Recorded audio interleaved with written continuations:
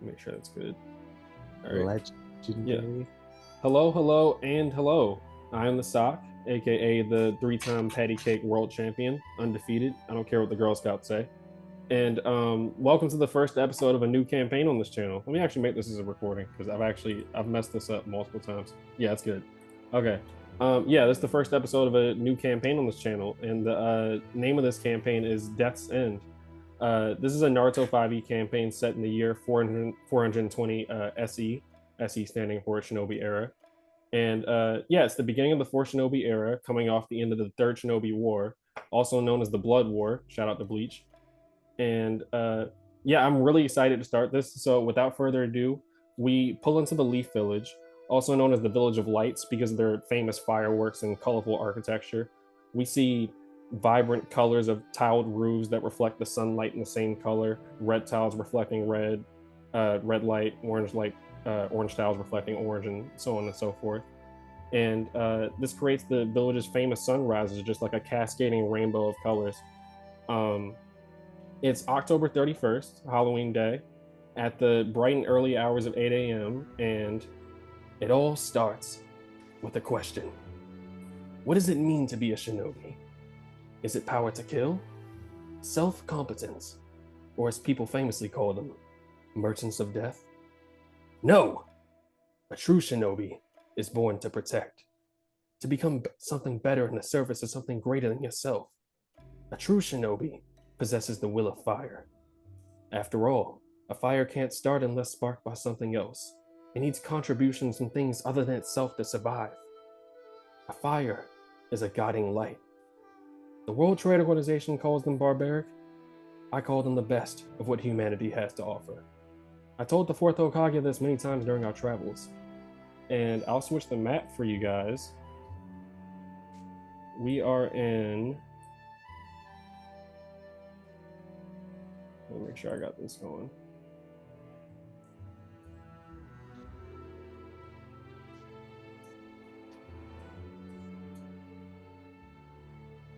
All right. Yeah. We are in a ramen shop known as Ichiraku Ramen, and we see the shop owner and chef, Mr. Zuko, like a fairly short guy and slouching, around 5 feet tall, with a thick gray mustache and a really tall chef's hat.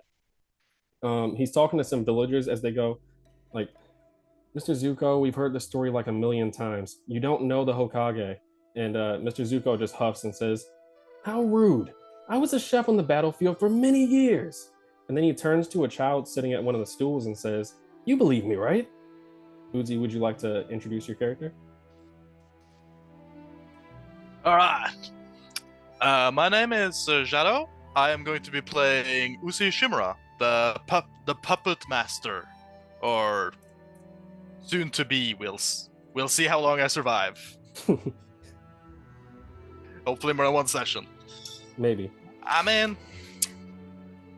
no, knowing the Hokage isn't that much of a deal. Mm-hmm. I could believe it. I mean, yeah, he old man. Oh, were you saying that's old man Zuko? Yeah. Yeah. He gives like a nod of approval and then looks at the other villagers, and the villagers just kind of look at you like kind of like scolding you a little bit for like they don't believe him, so they don't want you to indulge in his stories and everything.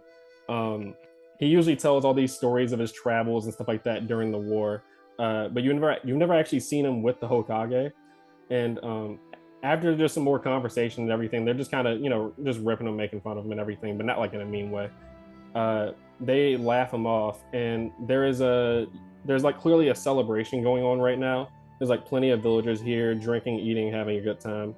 You see there's a cake on the counter that's untouched, like despite the party going on. And the celebration is for the birthday of Mr. Zuko's daughter. Her name was Luna Ijiraku, and she went missing 3 years ago. But old man Zuko insists that she's still alive, so he still throws a birthday party for her when it's her birthday and stuff. And there's a memorial with her picture in the corner of the restaurant and stuff. How often do you think Uzi comes here? I think he very much enjoys this place. Yeah, yeah, it's Like he comes mhm. here. He probably comes here like when he's in a good mood, I would say. Yeah. Ichiraku ramen is known for having like pretty subpar noodles, kind of mid, but the villagers like Zuko a lot, so it's a popular spot for academy students as well because he charges students less. Um, yeah, you did get a letter from one of your classmates that asked you to be here, and I meant to ask: is Uzi eating anything? What's his usual order like at a ramen restaurant? He's just gonna ask for the special of the day. Very, very excited to try out whatever's in season. Okay, yeah, Trying. I'll definitely let me actually send this to you guys because I have a document for like the different foods you guys will encounter across your travels and stuff called Chef Chef Zuko's International Cookbook.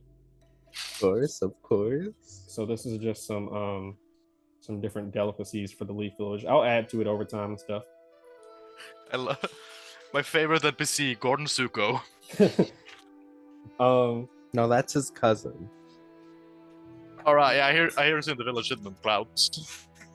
Let me actually. I'll just roll a d10 to see what's currently the ramen of the season right now. Yeah. Right, he's very into, and he is not a fan of having the same dish multiple times. Like Yeah, every time he's here, he wants to try something new.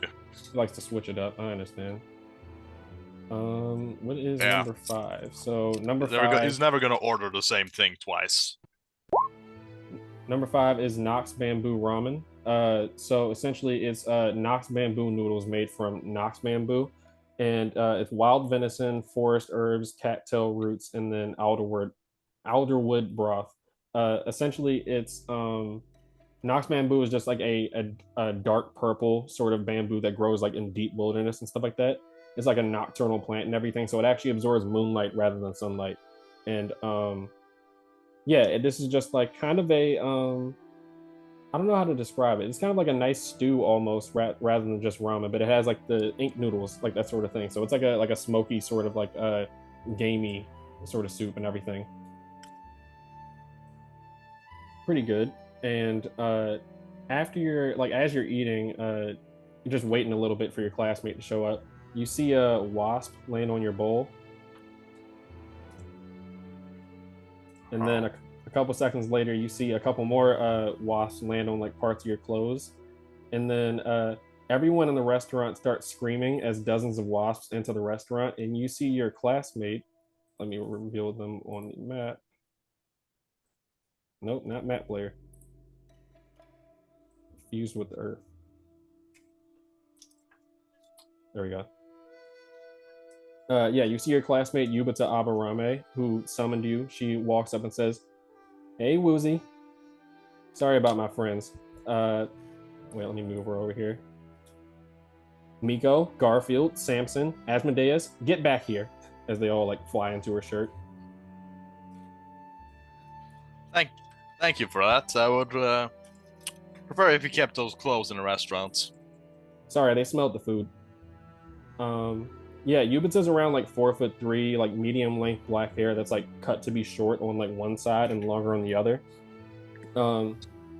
She just says, I figured you would. I figured since we're all going to be busy with Shinobi stuff soon, it'll be fun if the whole class could hang out one last time. So I wanted to throw like a little bonfire tonight, and I was wondering if you could ask Zoomers and Gabby to go tonight, since Zoomers is always working and Gabby's usually getting arrested. Plus, you're, the smartest one in the class, so I figured you could, convince him to go. Well, thank you for the compliments. Always nice to hear. Yeah, I'll definitely swing by and I'll try to get those two with me. Shouldn't be too hard. Have you figured out who your squad is going to be yet? Have I? Well, this is the day after you failed the academy exam. She just doesn't know. Right. No, I don't yet. Unfortunately, well, I might have failed. She like has like a wide eye to surprise him. Like, but you were like one of the most like straight A students out there. How did you? It's probably one of the instructors or something. Could say that.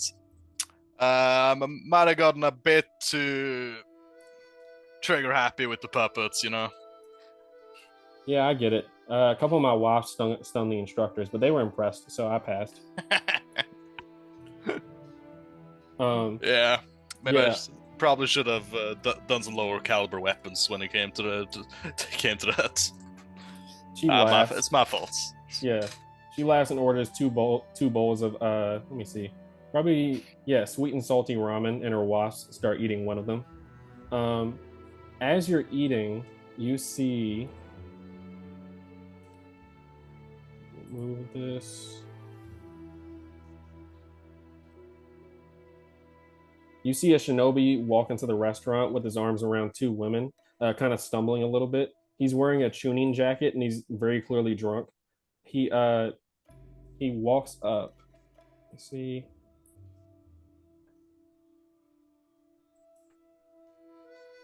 He walks up to the seats and yells over to old man Zuko, "Bring me some booze, all right? Most expensive kind you got."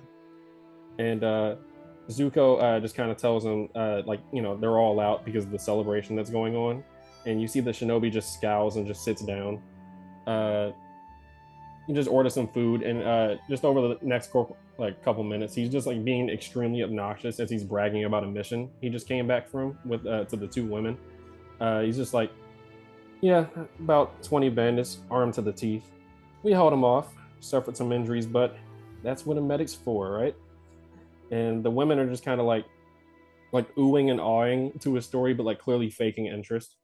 And after a couple minutes, you notice the villagers in the restaurant go silent as you see the shinobi is eating a piece from the cake. Yeah, Mr. Zuko just kind of like stomps out from behind the counter over to the shinobi and snatches the cake out of his hand. Surprisingly quick, too. And the shinobi looks like pissed. And Mr. Zuko says, "Mr. Genryu, that cake is for my daughter." And Genryu looks over at the mural and says, "Isn't the little shit dead?" And Mr. Zuko like immediately like almost like it doesn't seem like he meant to do it, but it was like reflexively. Mr. Zuko slaps him in the face, and he's just like, "My daughter is a fighter. I apologize, but don't use that kind of language when you're talking about her." And Genryu says, "Well, I hope her dad is too." And you see he raises his fist. Could I like wait? Who raises fists? Zuko or Genryu? Genryu. I'll move Zuko over here. The women right. sitting over here. I'll just we'll just like take a like a light slurp of the soup and then just turn around towards Genryu and hold out his hands. I would like to cast bind on him. Okay. Yeah, that's what is that? A charisma? It's a charisma save. It deals no damage, but it will restrain him if he fails. All right. I would say he definitely is probably going to have disadvantage just because he is wasted right now. Is understandable.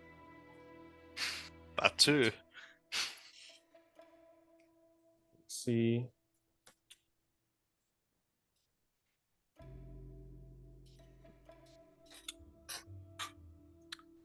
This is 4 plus 7, that is an 11. An 11. I don't think that is also not enough. A DC be 15. Yeah. So how do you go about restraining him? Is it like just you're just like what happens as this as you restrain him? Like just kind of like a description of what happens. He holds out his hands as like the thin blue lines of chakras around his body, restraining him in place. Like, in a way that doesn't harm him directly, but like make sure he can't like locks his limbs. He just kind of like just struggles a little bit, and then he looks at you with like a really intense stare.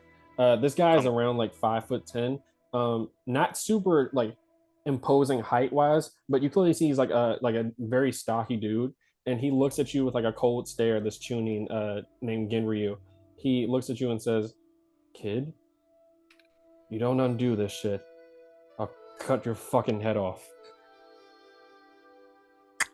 All right, here's what's gonna happen. You apologize for insulting his daughter, and you take a chill pill and relax, and I'll release you. All right? He looks like exasperated. He's like, I get back from a mission and I gotta deal with this shit. I didn't insult shit. His daughter's dead. I was a part of the search parties that they sent for her. He kept calling and spending all of his money every single day. Oh, go find her. We looked for hours. Lily, there's not a single place she could have gone that wouldn't have gotten her killed. Did you find the body? He just kind of like looks off to the side. That's what I thought. Until you find the body, nothing's confirmed. Got it? He just kind of you can clearly see he's just going along with it, but he looks extremely embarrassed right now and just nods. All right, I'm gonna undo the jutsu because it is concentration. I'm just gonna drop. I'm gonna drop concentration and just in case, the same thing. I would like to take the dodge action in case I get punched in the face. Yeah, you can really see he thinks about it, but then he looks over it. He sees like the women that are kind of just like trying not to laugh and everything. He just looks extremely pissed, and he just looks at you with like a cold stare and says, "You look like somebody I recognize. You're one of those like politician kids." No idea what you mean. I'm just probably gonna have him make a history check with disadvantage. Can I roll deception against it? Yeah, go ahead. Yeah, actually, I'll just make this insight versus deception. Yeah. Yeah. Okay, that's okay. I'll take it. I'll take it. For those watching at home, if you are wondering why you're not seeing the DM's rolls, it is because it is being recorded on a different view. For any who are confused. Oh yeah, I don't for actual like effects for stuff, I don't post that on the screen just for I don't want you to know what it does. But let me actually roll his thing real quick. I'm taking a minute for a sheet to open up. Insight. Insight is already not good. What did you roll? 16. 16. So he needs a 13 or higher to beat this with disadvantage.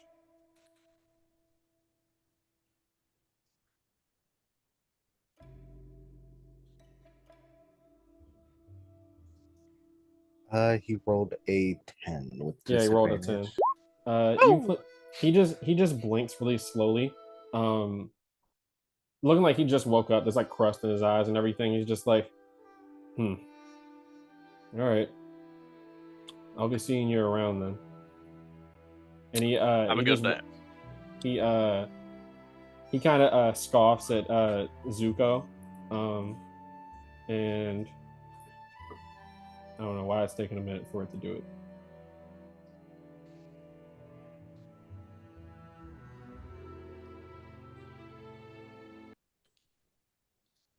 All right, for some reason the tokens are giving me difficulty. I'll just describe. Yeah, so he just gets up and just tells the women like, we're leaving. Food's not good here anyway. And as he walks out, Yubita Avarame just behind you, and, like after he's like clearly gone after like 30 seconds and everything, he leaves. Yubita just yells, and stay out.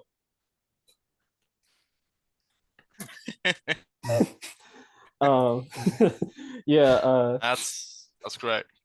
yeah, she gives you a pat on the back and she's like, we showed him. I'm not gonna this time. I'm not gonna lie. I was 90% sure I was going to get decked in the face. Jesus. Whoever that is. Yeah, old man Zuko just looks at you and sighs and says, his name is Genryu Tao. He's a part of forgot the squad name, but he's a part of one of the travel squads that's responsible for just guarding carriages and stuff. He's frankly a little bit of a prick, but I appreciate you for your support. And he gives you a pat on the head. And he you see he takes out he like goes into his pockets and pulls out like a couple mints. Couple what? mints, like different like Oh, old people mints. candies. All right. And yeah, let me see real quick. Is Uzi doing anything else? Or is he just he's just chilling? I mean, he's gonna apologize for Ruckus and then just probably sit down again. Yeah, the villagers all get up and like clap you on like clap you on the back and everything, like pat you on the head and stuff like that. And like, good job, kid. Yubitsa is just like sitting there like, Thank you all. I'm sorry for causing the ruckus though. yeah, Probably no, gonna handle it a little bit quieter. no problem at all. Old man Zuko says, and Yubitsa is just like, wow. I'm gonna be quite honest. I didn't even really want to talk to the guy. I exclusively made sure to avoid eye contact. Like I wasn't looking at his actual direction the entire time he was here.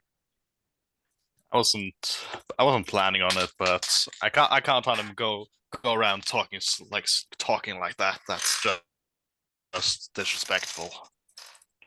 Yeah. Mrs. Yuko just kind of like picks up the pieces of the cake and everything. You see, he looks a little bit like disheartened about that, but you clearly see he's in a good mood from you, like supporting him and stuff.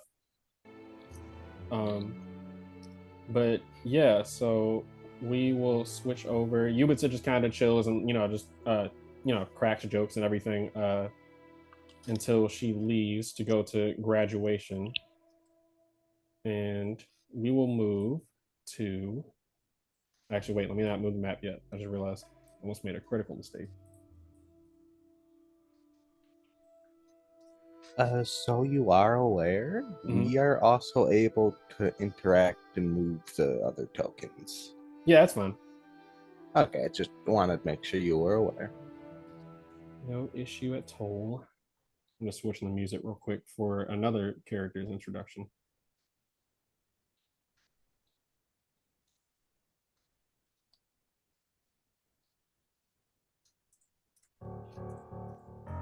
Nope, that's not the music. Was that James Bond music?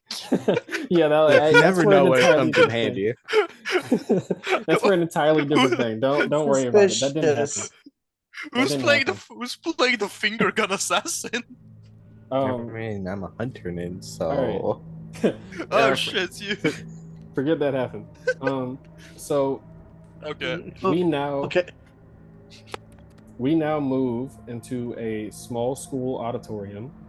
Numerous pictures of great shinobi in the past strung along the walls, but not along the walls where they're supposed to be. On the ground, shattered. We see chairs strewn about the room, most broken or cracked, some of them lodged into the wall itself. And then in the middle of the room, on a stage, we see a child keeled over on the floor, clutching their stomach as heat radiates from their body. Azumi, would you like to introduce your character? Yes. Izumi is. Should have thought about this more. Izumi is a small, more reserved girl. White hair, blue eyes. Normally would have her fox companion with her whenever she could.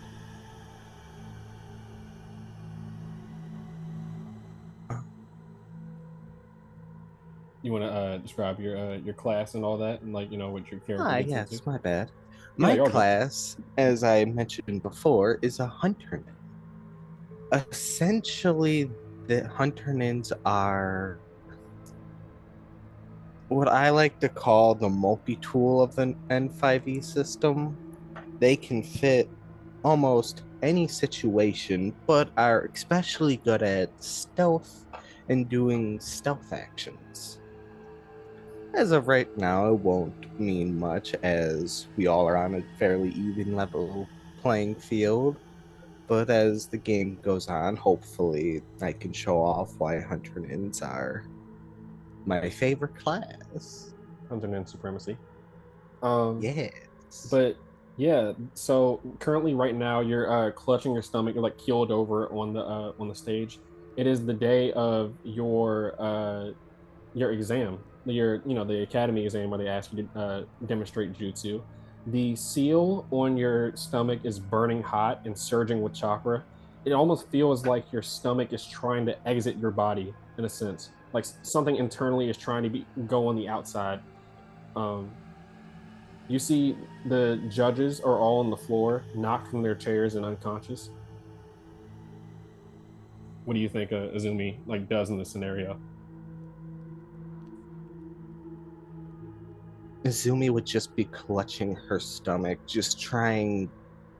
She doesn't know what's exactly happening, but she's just trying to use what she learned to prevent whatever from pushing out while Mm-hmm. she is just praying on someone is able to come help her as she is in a lot of pain.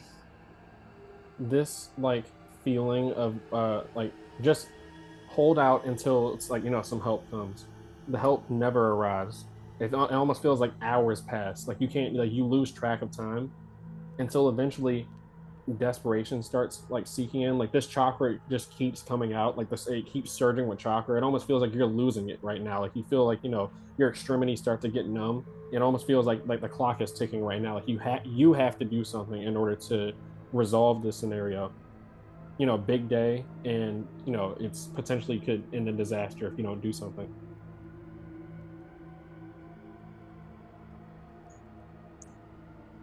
Almost feeling like just as like a thing, it's almost like it's asking you to give more of yourself, and not like just chakra. I mean, like it feels like the only solution is to give up some like part of yourself and everything in order to like stop this. Out of desperation, she would be trying at this point to give whatever is needed. Okay, yeah, so you just try to like do whatever you can, just immediately, like first just give whatever parts yourself that you need in order to stop this uh event. um you feel a surge of chakra just like burst and like shoot out, another shock wave and everything that happened when you first demonstrated the jutsu. But this time you feel the seal cools on your stomach and begins to settle. But you feel that there's like something in yourself that you've lost, that you can't get back. And not like you've just given it, it's been taken almost. uh like something in a spiritual like soul sense almost. uh do you do anything else? The judges are still like knocked out and everything on the floor. Within the academy, is there anything that would trigger like a silent alarm of sorts? um Like press this if there's an emergency kind of thing? Yeah, there's an emergency button in the corner, yeah. Yeah, she would struggle, but she would push herself to go over to the button, Hmm. as I would still imagine the pain would still be there, even if more of the pain isn't coming. Hmm. You go to press the button and you feel it's hot to the touch, but you also somehow intrinsically know as you hit this button for the seal, this just Fuin Jutsu alarm, Jutsu seal, um, it's not working.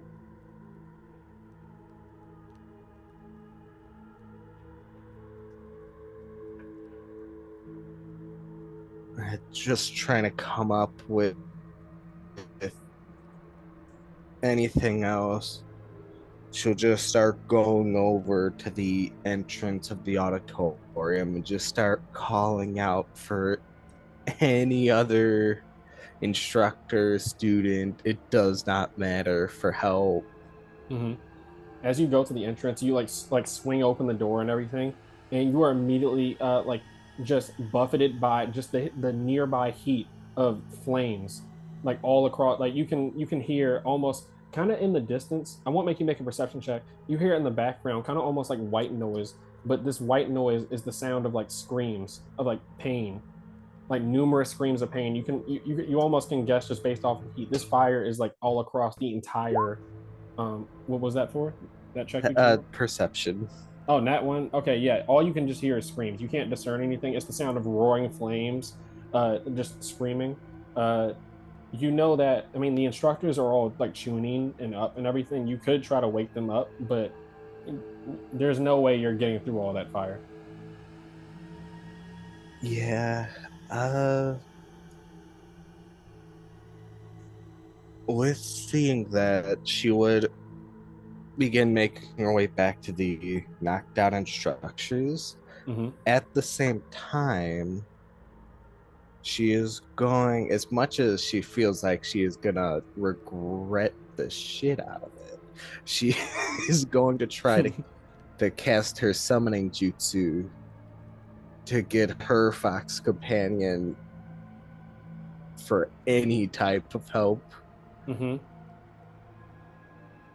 Uh, you summon your fox, Kakacha, and you see as I can't remember if Kakacha is a boy or a girl, but either way, it shows up and you see it is like in terms of hit points, it is at 1 hit point and it's staring at you in fear. You see like burn marks across the and actually I'll say this happens at the same time you walk up to the instructors.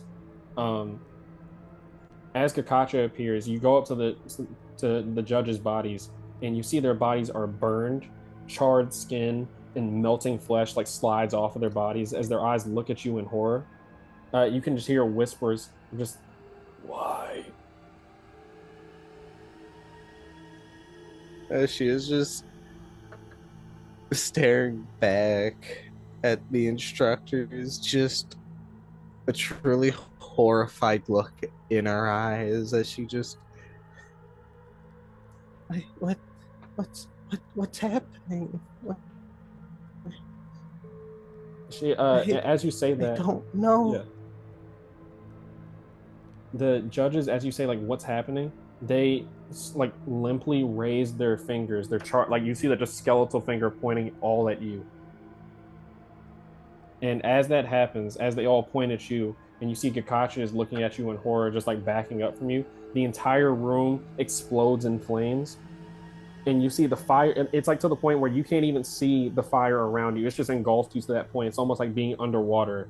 Um, you feel like searing pain crawl along your body, feeling like it's burning from the inside as well.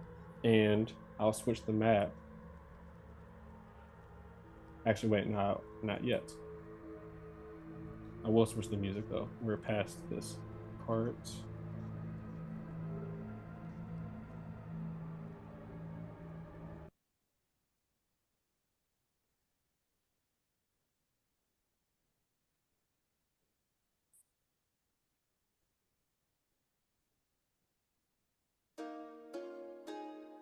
Let me turn that down a little bit. Is that too loud for you guys? No, that's fine for me. Okay. All right, cool.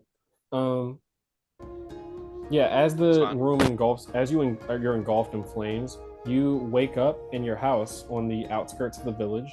Small, but a nice little cottage that you live in. You hear your mom singing in the kitchen.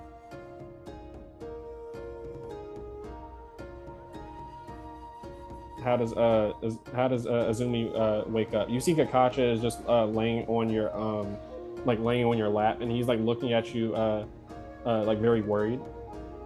This is actually a good point to say. I don't know if you want to act out Kakacha's like you know man what he does and everything, or if you want me to describe it. Uh, Honestly, that's up to you. I don't mind either or. Okay, yeah, I mean I can describe it if you want. It's I was just making sure. I know sometimes people have specific ideas for their personality. I would just let you know, hey, this is how they would act, but no, it's fine. Okay. Yeah, but they're definitely like sniffing you and then just looking at you very worried as you wake up in like a cold sweat. You hear your mother like call you down from the like from your room. Azumi, I'm almost ready with breakfast. Yeah, just with a shaky sigh, she would just look down to Sorry, that's a yawn on my part. You're She all would good. look down to her to. Oh my god, I am struggling to say words now. No, To you're all good. Gotcha and just smile to him just gratefully. She would just hug him briefly. A head dream. A head dream. He just they just like nuzzle against you to try to like comfort you and everything. But they do get up and like start like yipping and everything. Since this is a young summon, I definitely would say like they can speak like some like singular words, but it's like a thing where it's like mostly just mannerisms and everything. Like they're very highly intelligent, so they're just yipping as they're just like yelling out food over and over again. Yeah. Just very grateful that she has him to cheer her up as she would get up, get changed, and get herself ready for the day before heading downstairs to her mother. Mm-hmm. Let me switch the map for you. But what does Gakacha look like, or like how would you describe them? I would describe them as a mostly white with blue highlights, Mm-hmm. almost like a snow fox. Yeah.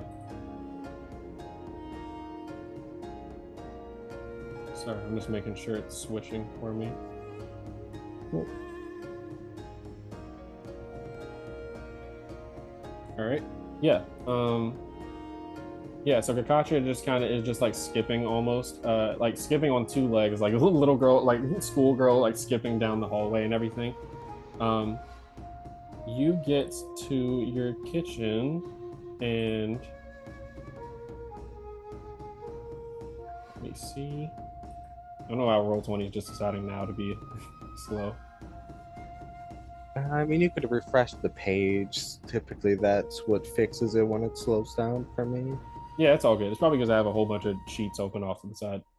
Fair enough. So yeah, you get to the kitchen and you see various. Well, actually, I'll describe Sayuri. Sayuri Kuru is a beautiful woman in her late 30s, average height, has white hair and a numerous amount of battle scars along her body, face, and hands, as well as an eye patch over her right eye that she lost during the war. She just smiles at you and says, "Morning, sweetheart."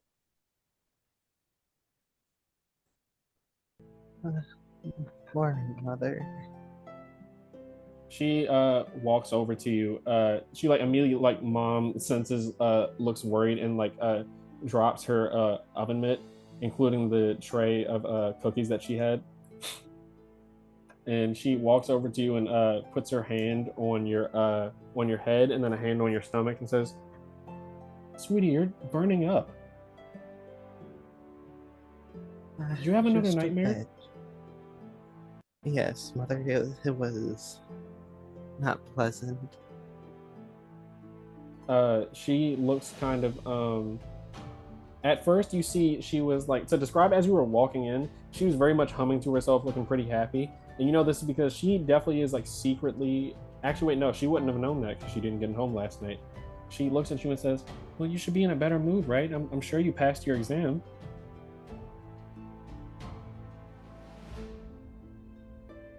Would I know I passed or failed? I mean, it wasn't the way it was described in the dream, but you did knock over, like you let off a thunderous shockwave, and your judge was just horrified, and they said you failed because of your lack of shock control. I don't think so.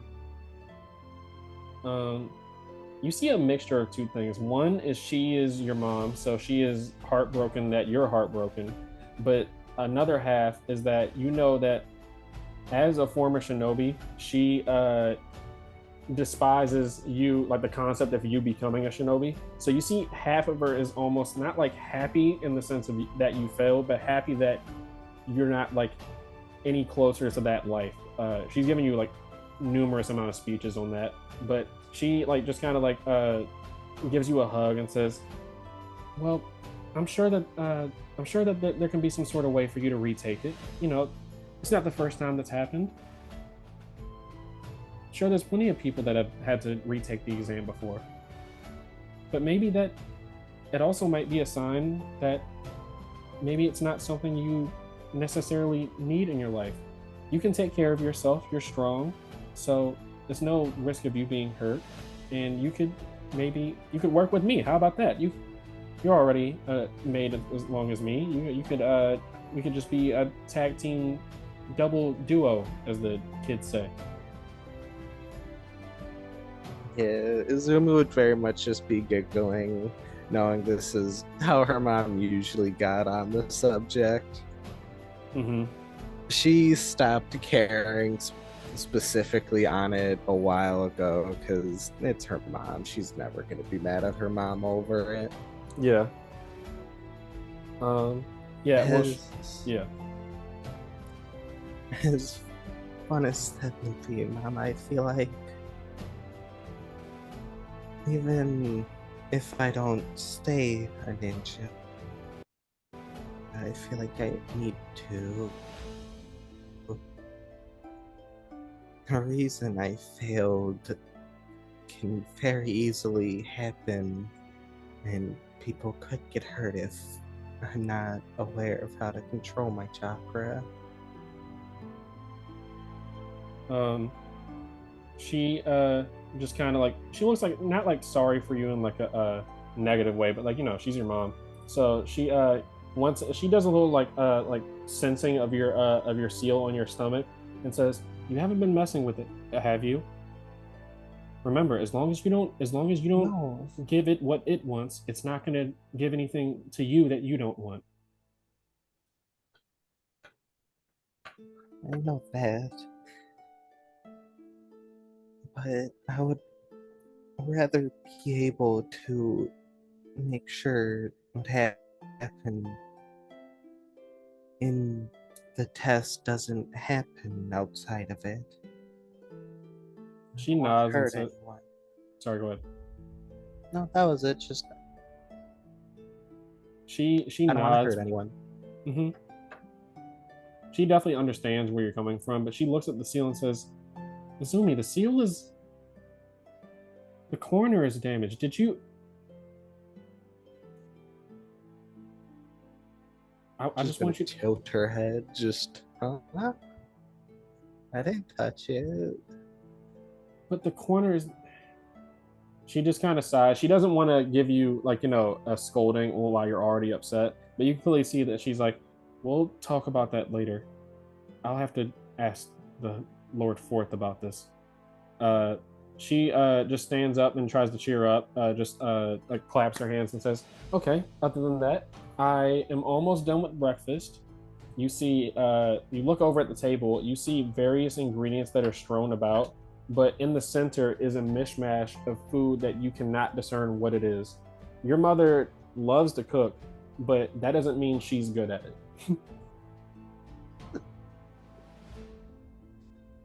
Izumi would just nod and gotta sit down.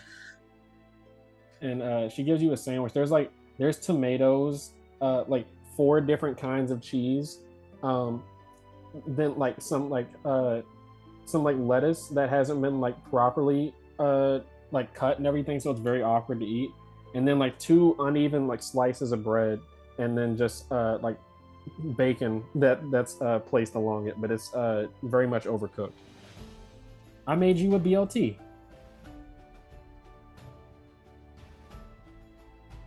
That's what they call it, right? As a joke, Izumi would try it, curious how it might taste, but Izumi definitely would say,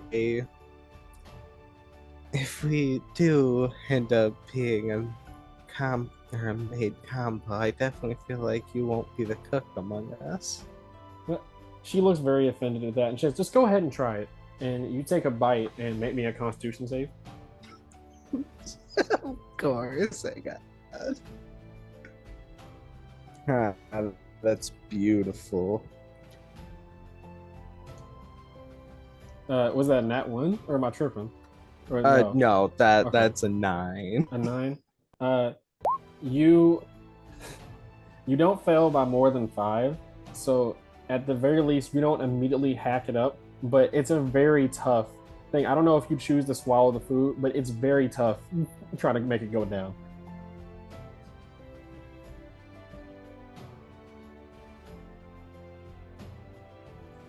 We'll roll a d20 if she would swallow it. Okay, she would swallow it. Mm-hmm. She looks very satisfied with herself as she like goes to take a bite as well, and immediately hacks it up and says, "Well, I think I might have just it's probably just doesn't have enough seasoning." And probably, mother. she goes to start making some more, and you hear a knock on your door. Let me see. Oh. Nope, that's not it. You hear a knock on your door, and Sayuri goes to open it, and you see as she goes to open it, the door slams open. It was like one of those knocks where it's like they don't even give you time to open the door, that sort of thing. Gotcha. You see your boss, Oko Subashi, known as Oko the Merchant. He is a World Trade Organization representative, the company that's responsible for international trade between villages, because otherwise they would send bombs and poison to each other all the time. He walks into the house and says, "Sorry, I know it's your off day, Sayuri, but I need you here. There's a lot of things that need to be sorted out." And so you see Sayuri just kind of looks like a little bit upset at that, but Oko looks at you and he's like, "Oh yes, you're Iduka. Give me 1 second. It's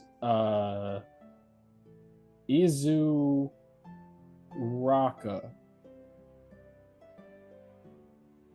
She's just gonna giggle and just shake her head. Yep, Izuraka. I'm good with names. Oko Subashi is a man of like average height, kind of a little bit lanky. He's just wearing a fancy long coat, kind of like One Piece style. It's just draped along his back like a cape. He has like a nice suit on and stuff like that, and he has like an eye patch on his right eye. He's just asking Sayuri to come to work, and Sayuri just kind of like apologizes to you because you guys were supposed to hang out today. It's fine, mother. I have to find out what the Ninja Academy intends to do. Mm-hmm. Not really sure what. Yeah, I have to find out anyway, so it's fine. Yeah, Oko says, "Sayuri, you must understand that I need so many things organized. I just came back from a merchant trip, absolutely dreadful. So get this: we get close to the Leaf Village, we get stopped by apparently some bandits had come around. Somehow, none of our shinobi were there. The bandits just waltzed on up to us, told us to get out the carriage. I thought I was done for. I was ready to go, and then after a couple minutes, they just told us we can get back in our carriages and leave. All they took was a little bit of food, but that's not really an issue. Either way, it was just absolutely dreadful. It doesn't do me any good for my blood pressure." And let me see. Azumi, can you make me a perception check real quick? Yeah, no problem. Let's see, not in Dreamscape will I do better. Nope. 9. You're distracted by the aftertaste of your mom's food, and then you feel yourself get swept off your feet as you see under the table is Oko Subashi's grandson Adayanko. He just has like on a green hoodie and everything with like a white like turtleneck on under it. And he says, "Got you again. No one's the match for the future Hokage."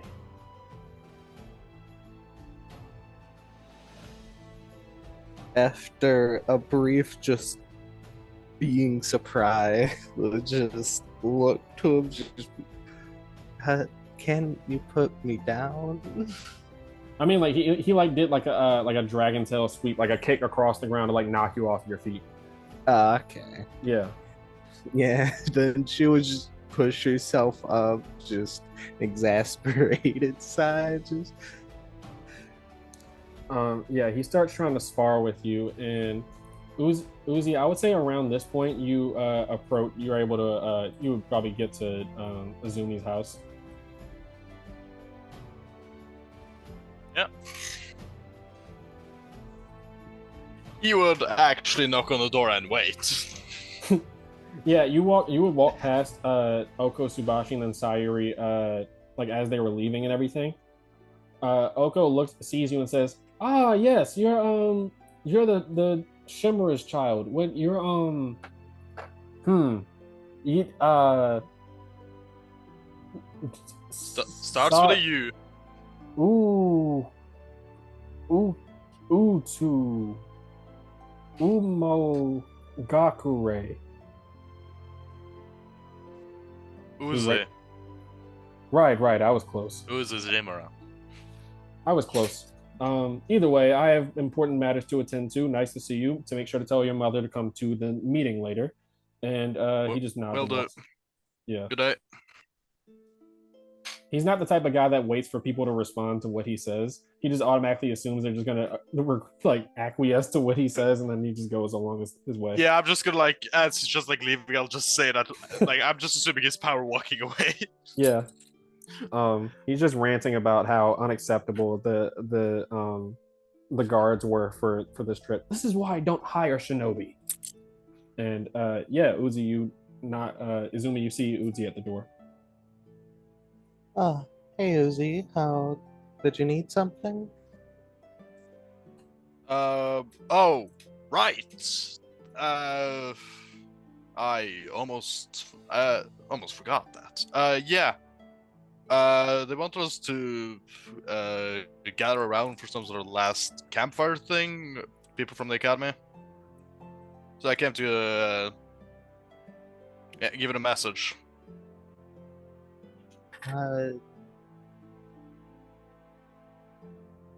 Does that include those of us who failed? Because I kind of failed mine.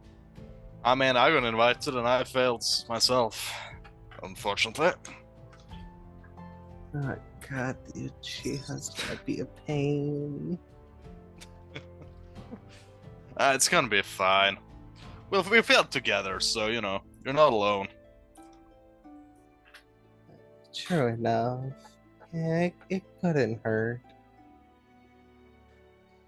Great to hear. I didn't get a specific time, so I'll have to hear with them again. As you say as you said, Uzi, you feel a buzzing in your in like the back of your like jacket and everything, and a whole bunch of wasps fly out, and they form the letter A, and then they form the letter P, and then they form the letter M. Ain't this a letter? You know what I mean. The bugs know. You know what I mean. To the bugs, they are all letters. Yep. Yeah, of course. Sorry. Yeah. Well, that's convenient, but also, what the fuck? Apologies for that. I did not know I carry wasps. Yubitsa just leaves wasps on people to mess with them sometimes, but yeah, unless you guys are doing anything, I respect that. Unless you guys are doing anything specific, I will switch over to our last introduction. Yeah, no, I don't. Sounds good. Izumi would ask if she was the last one or not, and being not the last one, she would just join them. Yeah. So, all right. Gabriela, are you here? I'm here. The show. Give me 1 second. Let me switch the map for you.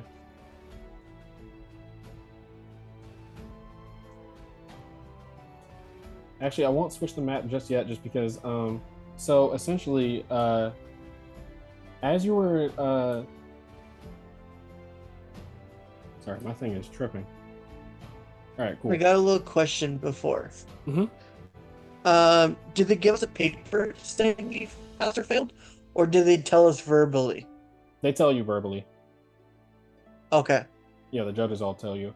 And speaking of which, we switch over to a classroom as well. This time, not with nearly as much furniture and different things thrown about, but we do, however, see a girl holding a grown man by the throat as he is looking in fear.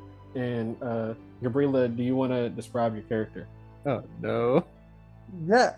Gabriella is a 4'3" munchkin that has the temper tantrum of a chihuahua.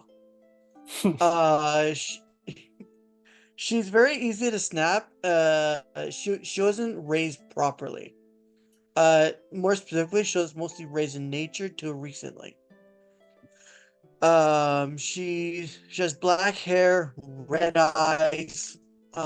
She's very stubborn and upfront with what she says.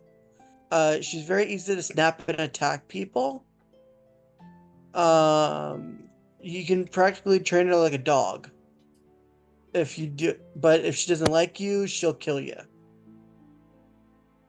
So there's a I like you or I hate you kind of mode. There's no in between for her. Mm-hmm. Yeah. So IGT specialist disturbance subclass. I don't know. I don't know if it's just my audio lagging. It's not mine, so I'm hearing it as well. Yeah, it might just be a server thing. I don't know.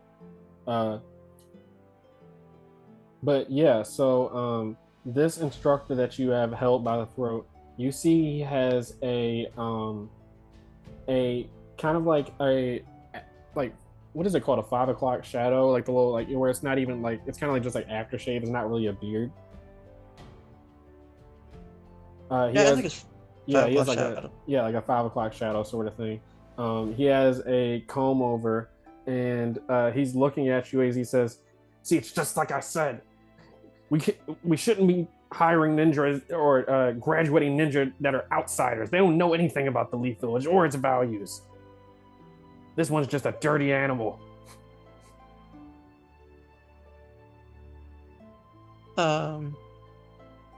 In response to this, he's going to an animal? An animal, you say? I'll show you a freaking animal. And she's gonna bite his neck. Jesus Christ! Are we talking like rip out your throat type of thing? No, not really. Like a chunk, but not enough to kill him. Yeah, he just screams. He's like, "I'm dead! I'm dead! I'm dying! My guts!" And he's like, yeah, he just waits for a second, just realizes he's not, and then he's just like, "You should be expelled. You fail." And he's just and he just tells you like different things about you not belonging here. And after a little bit, you blink and you see you're holding up like a person that looks exactly like you, and you wake up. You wake up to a well, let me actually switch the map. We move over to the Leaf Village slums.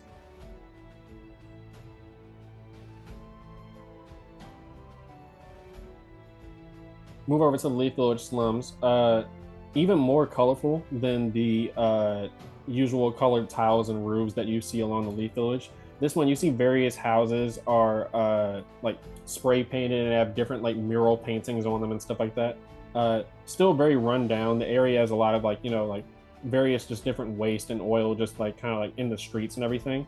But yeah, Gabriela, you wake up and can you make me a dexterity save real quick?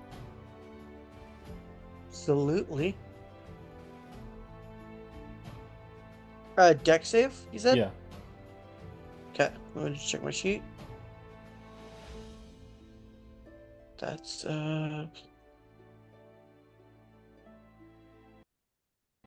12.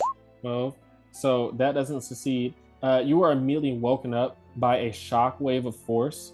You feel like different like rubble and debris like flying throughout your room and everything, and you're knocked off of your bed. You're just knocked onto your face. Um, you actually fall into like one of your spider Gabi Roo. You can describe him real quick, but you fall into like one of his webs and are like caught in it. Gabiru is a black and white body spider with red and orange legs. He stands about 3 foot tall, 5 foot wide with legs. Yeah, he sees that you're stuck in his web and everything, and you see very clearly just like playing around, just being mischievous. He crawls towards you like with like a fake like threatening posture as you're caught in the web.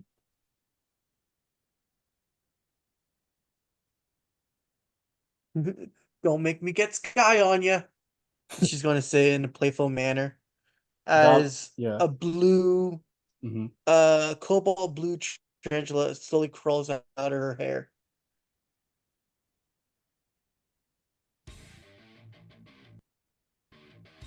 I didn't mean to play that yet. I'm trying to pause it.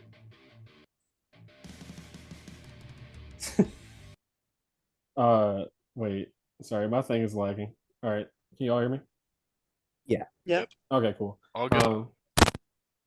That music will come up in a second, but for now, yeah. As soon as Sky crawls out, you see Gabi immediately. Like the anime like blushing like emote that a character's getting everything. Yeah. Yeah, Gabi immediately just stops and it's just like like anime girl just like swooning like side to side and everything. Um and he gets you out of the web and stuff. And as you get out of the web, you see a man open what remains of your door. And he's like well, first I'll describe. You see it's a man named Fruge Sanjo. He is the person who, I guess, quote unquote, owns this house. He has like kind of like not shoulder length, but definitely like below his ear, like medium length hair that along the middle of it, like at the top of his head, like from his hairline to like the middle of the top of his head, it's green hair that's tied up into a ponytail, and then on the sides and the back, it's like magenta colored, like dyed hair. Um, you see, he looks at you and says, sorry about that. E2 got to their explosives again. I don't understand how they keep getting into the lock. Anyway, it's Who's probably gonna? time for you to wake up. We got a meeting in a little bit. Alrighty, just let me feed my buddies first. And I'm going to begin feeding rats to Gabiru and Little Sky Yeah, as you take out the rats, where do you store them?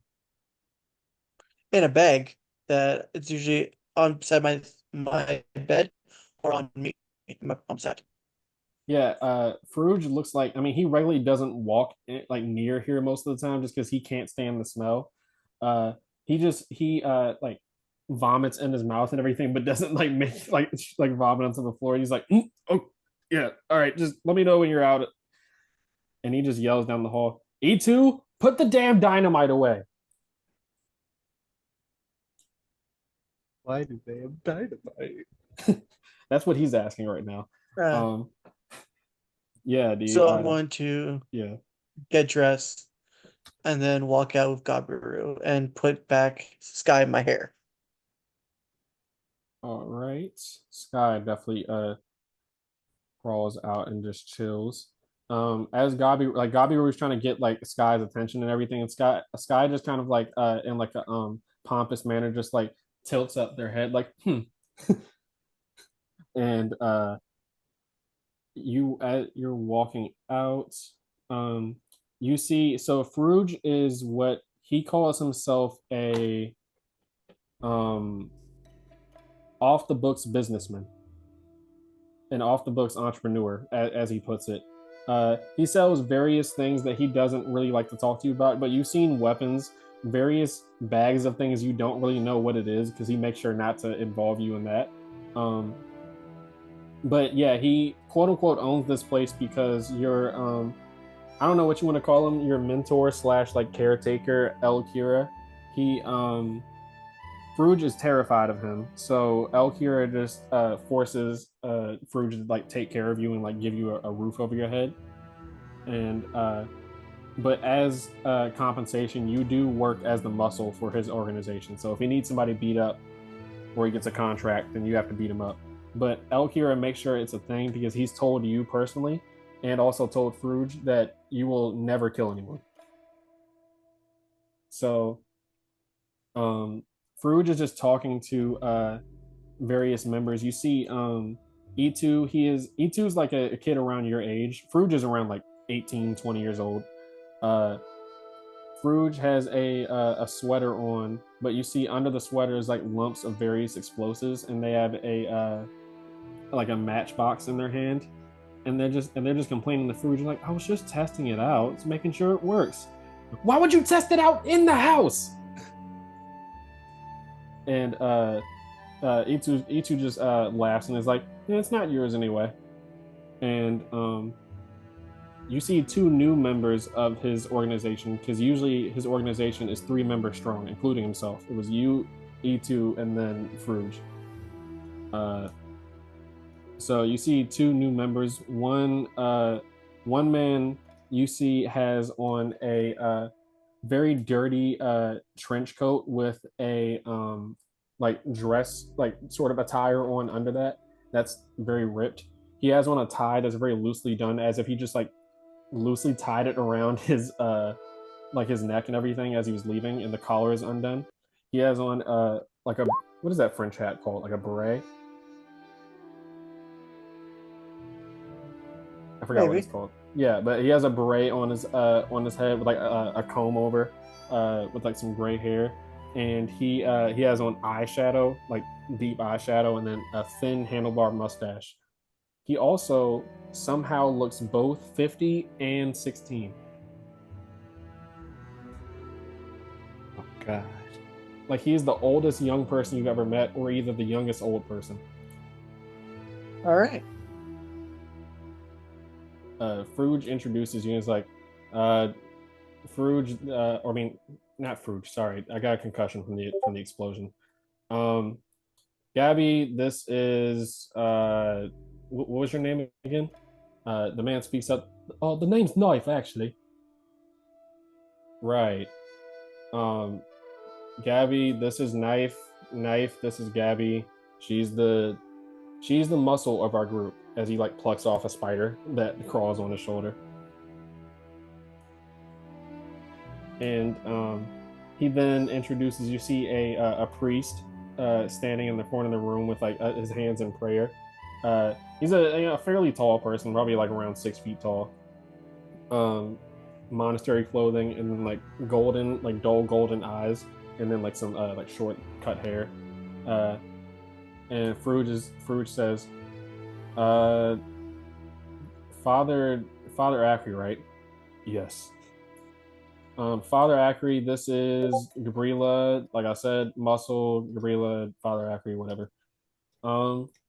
I called this board meeting today because I just want to say it has been 2 years of this, not including you two. You guys are off to a strong start of doing absolutely nothing. Speaking of which, that's what we've done in these 2 years. We've blown up most of our shipments. Looks at you two with a like with a glare, and says, "But hey, we have a chance today. I got us 2 deals for us to get some big bread. All right, some big shit just went down. Obviously, I have a concussion now, so I'm not gonna be able to go meet the people that came here. But a big haul just came in from wherever the fuck, and we need to get in on it.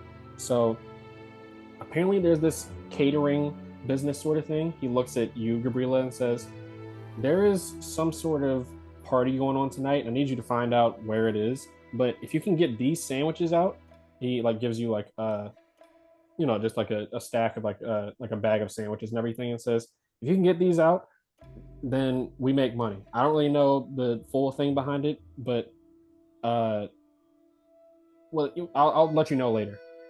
But he looks at everybody else and says, "Either way, we've got to do something."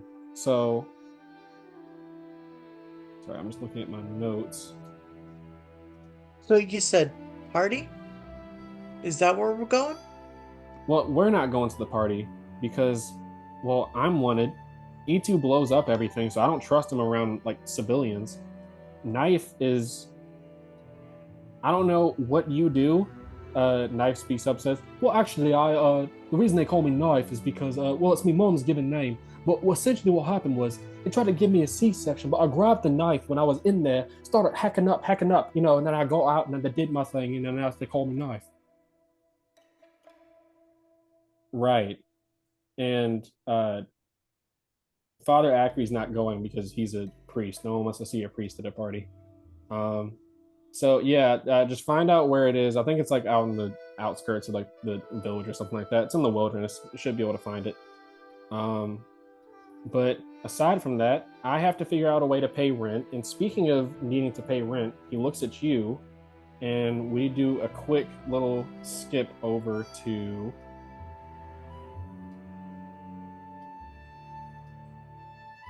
Let me see. I'm just gonna move your tokens real quick.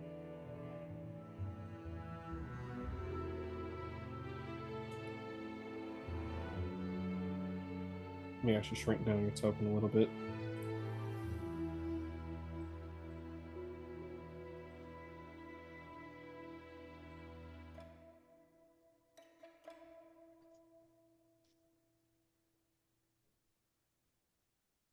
Actually, I won't edit Gabiru's token. I was gonna make his token small, but I don't feel like doing all that. So we do a quick time skip as he says, "You need to pay your rent." And let me actually change the music real quick.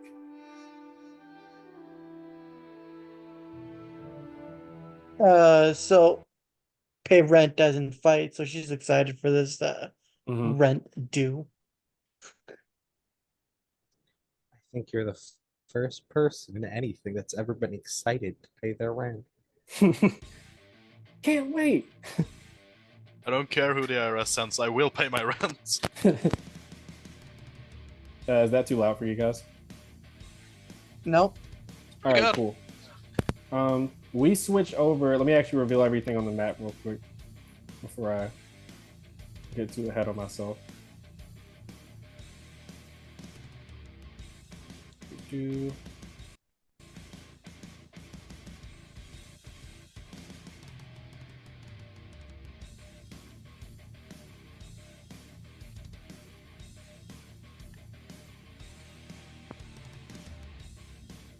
Bear with me, my computer's being a little bit slow. It's fine, I'm vibing to this music. What the fuck did I? What the? Are you about to be jumped? No, What? you'll see. You wanted to pay your rent, right? I looked away for like a second, and I just seen like It's I not can't done tell yet. what those are. It's not Oh, done yet. it's just people. It's just crowds of people. Wait, no, Oh, yeah, is this like a fight ring? Is that what's happening? Are you in the mosh pit? Oh my god! There's just straight Oh. up fight rings. That's She- cool she- as shit. You might Yes, have. So how she's doing this? She's rolling her shoulders, cracking it, and with a closed fist, she cracks her neck by tilting her chin. She's like, she's getting ready. You see various chiropractors. I'm about to describe it. You see like various chiropractors in the crowd and everything that are in awe at your ability to just manually crack multiple vertebrae in your body. Let me see something real quick. All right, so we flash over to how you pay your rent. So you see there are a massive crowd of people around you, like cheering, "Fight, fight, fight, fight, fight, fight!" And like some people like, "We want to see some blood." And Fruge has a kind of a cone with a seal on it that amplifies sound and everything. And he yells out, "Are you ready?" In today's slums, chums, and dumbs fight ring, we have our new opponent. Oh wait, no, actually, I want to introduce you first. We have our reigning champion, Gabriela Kiru, and they start cheering in the crowd. She's gonna jump up, down, do a few swings. Excited. Yeah, no, the entire like you see there's multiple people, like multiple kids in the slums that look up to you as a hero for your gladiatorial street fights. Um, they're cheering for you, and I'm trying to think. Would you guys walk up by this point? Yeah, Azumi and Uzi, you guys would have walked up by this point. Let me drop you on your tokens.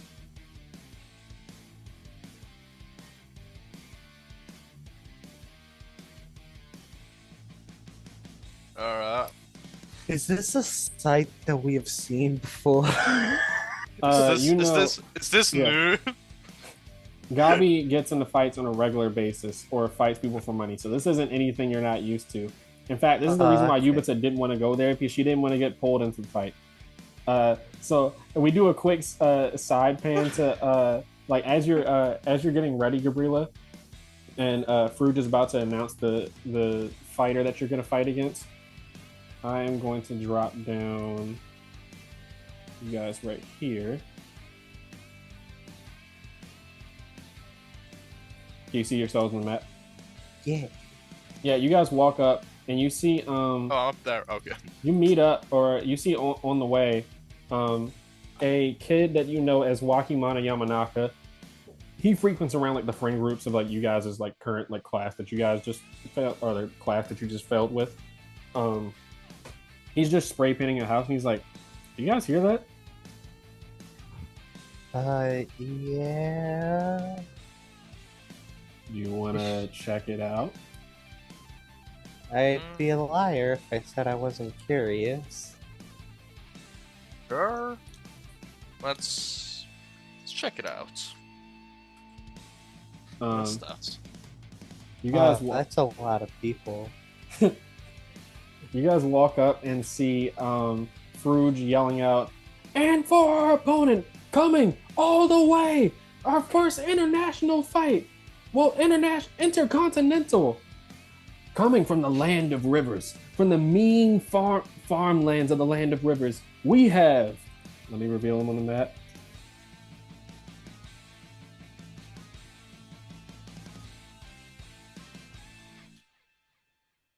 You see the crowd parts, but it's like a big parting of the crowd and everything. As you see a massive man walk up, like One Piece character, massive, nearly 10 feet tall. You can guess easily 300 pounds. You see a man walking up with a walking staff, like elderly, like not elderly, but like older man, like thick gray beard, like Gandalf beard, has a straw hat on, and carrying over his back is the largest hay bale you have ever seen. And he's just holding it with one hand attached to a string over his shoulder as he's walking up. Like the ground itself moves with each step. He walks up as Fruge announces, "Haystack Bruce!"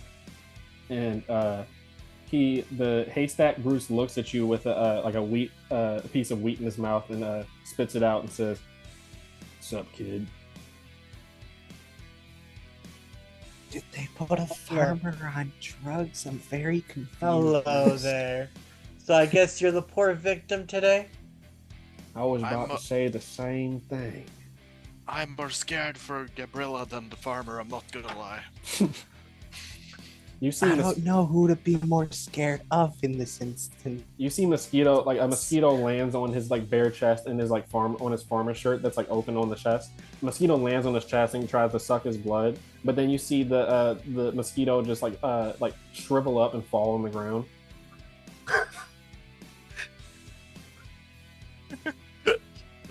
Impressive. The mosquito tried to suck its blood, but it got its blood sucked. Fruge walks up to Haystack Bruce and says, "As the visitor, do you have any words for our champion?" Haystack Bruce, Fruge was holding up the megaphone to him to speak, but then Haystack Bruce just snatches it out of his hand and says, "I only got one thing to say. How about we make this fight more interesting. I'll put in double if you let me double. How does that sound, champ?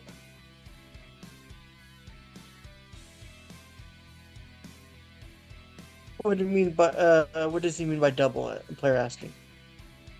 He's asking you.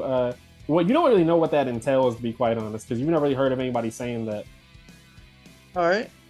She looks at him, then looks at Fruge to what she should say on that. Fruge just like shrugs his shoulders and it's like, it's more money. All right. Let's double it.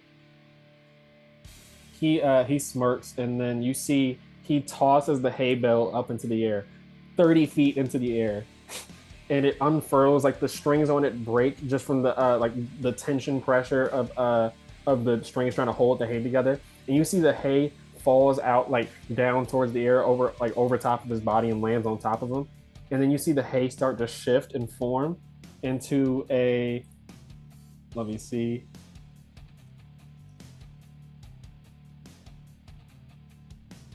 You feel a surge of blue chakra.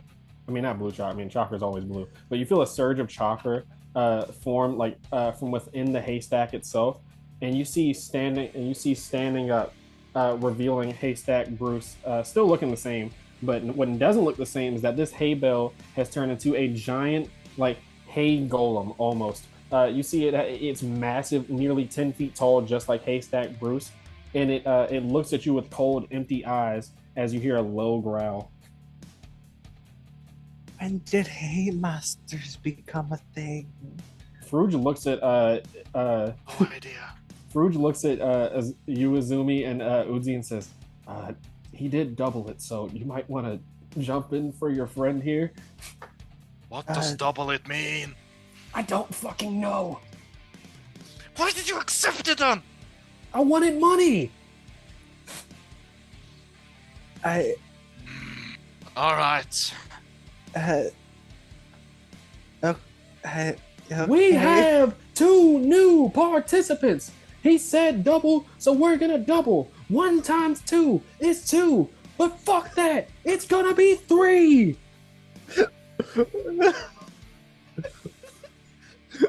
I can't be mad at him. Izumi is just hoping to everything that her mom doesn't hear about. I'm gonna need all you guys to roll initiative.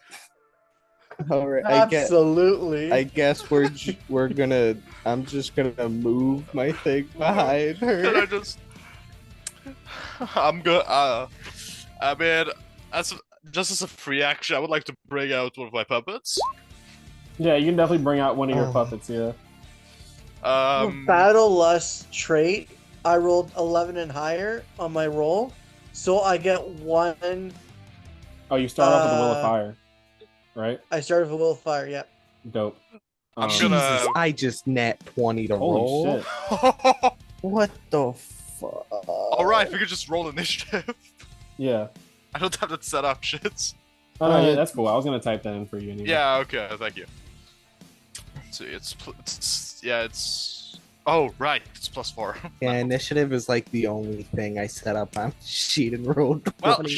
Well, all right. I'm gonna. I mean, as Uzi enters the arena, he's gonna summon 4 chakra threads to begin controlling one of his puppets, John Nee, with 3 ends. 3 ends, yeah. Yes. 3-end Johnny.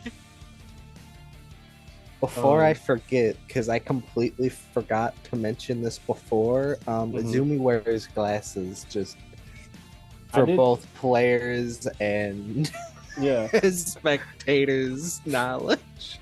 Chakra thread, remove the glasses. Why? That's just okay. So they're blinded. I'm on your side. That's the ultimate way of winning. So what did everybody roll for initiative? I've already changed mine. It's 11. Yeah, mine's 26, and then Gabriella just hasn't rolled yet. No, I have, I think. Oh, you got a 16, right, Gabriella? Yeah, I rolled 16. So the doctor brought Okay. out the shut for a All right. second. Gotcha, Let me roll initiative for Haystack Bruce. Haystack Bruce.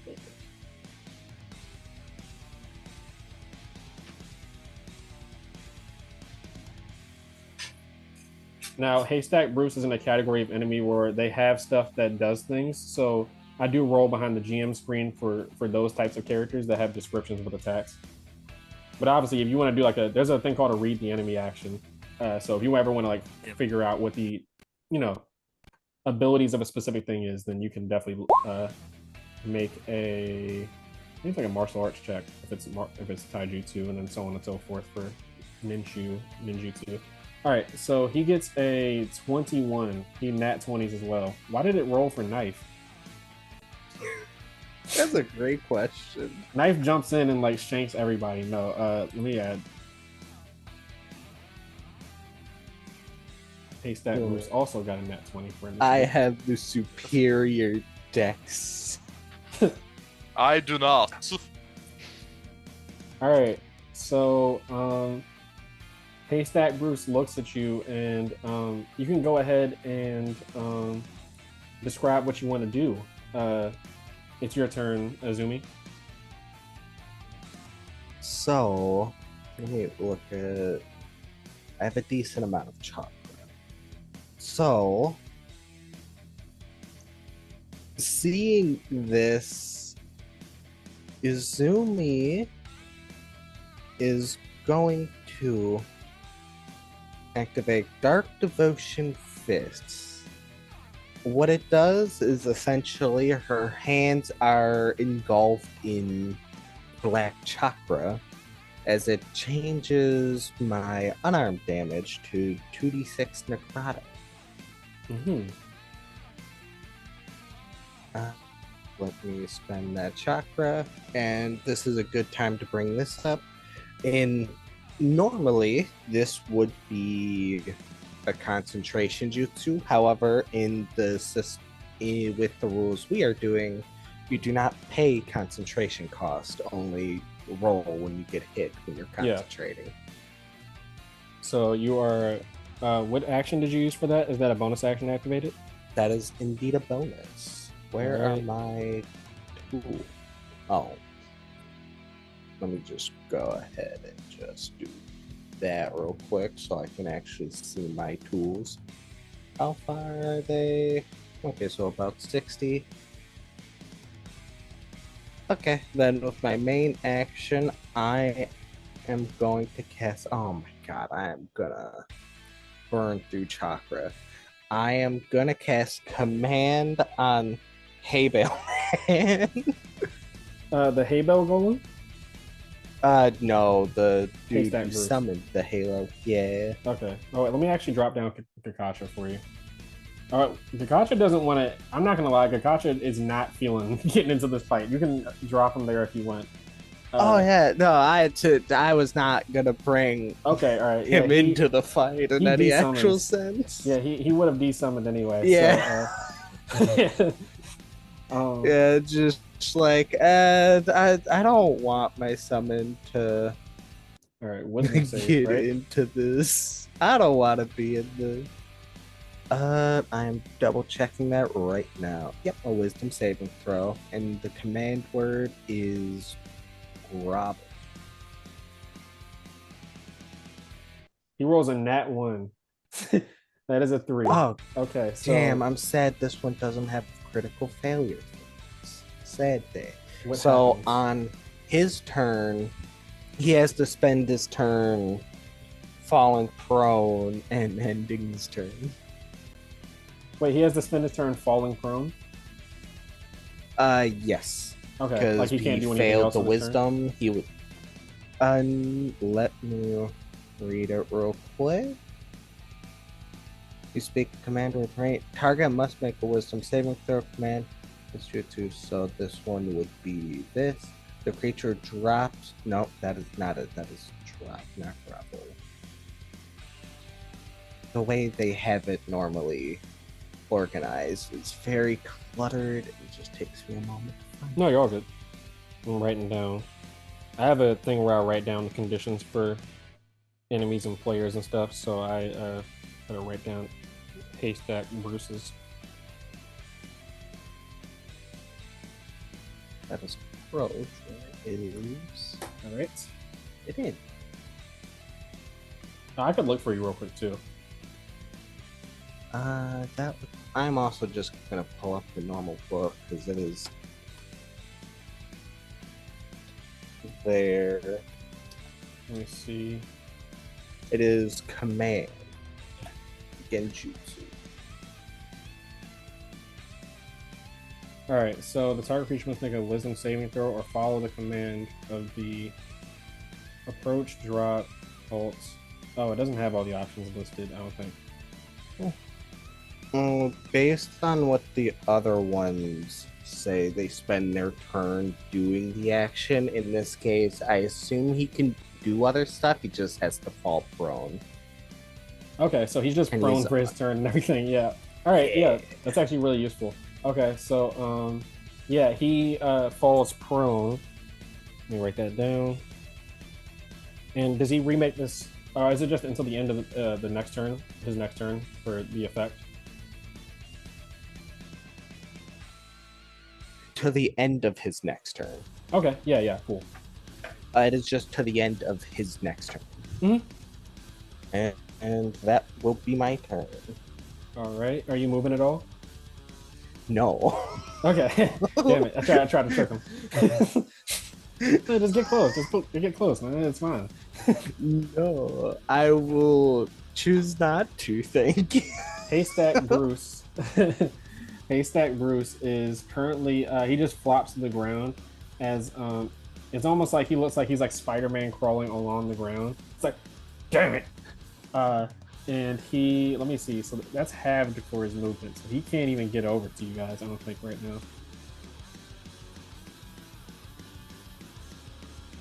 He is going to have the let me see, sorry, I didn't mean to set it for linger for the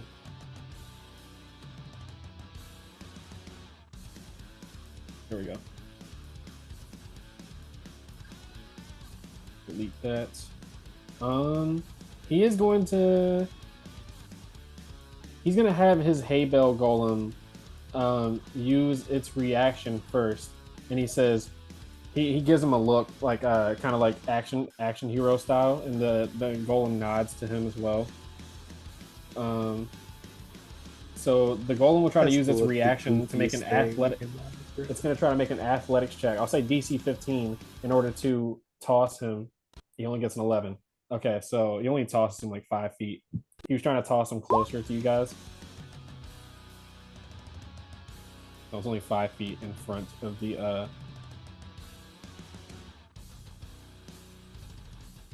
So Haystack Bruce is going to try to use whatever of his movement that he can to crawl towards you. Wait, shit. Didn't mean to do that. Let me move him back.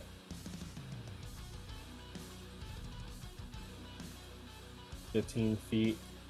He might be within reach of his. I think his melee attack rolls have just. No, he's not within range. Okay. All right. So he's just going to. I guess he's just going to use his action to prep to ready an action, and the hay bale golem will use. It only has one action and one reaction, so it's already used its reaction. So it's just going to run towards you. Who looks like the biggest threat here? Probably the one who activated the fist, because you did drop him prone. So the hay bale golem, Haystack Bruce just points towards the towards you, Gabriela, and says, "That one."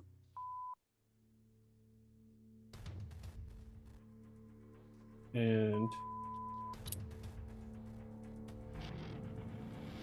it is going to make an attack towards you. Who's bleeping? I feel like that's the music. I don't know. Just yeah, I was going to say. Oh, Yeah, okay. that was the music. Yeah, okay. Yeah, I don't know. It's pretty funny. It's pretty funny though.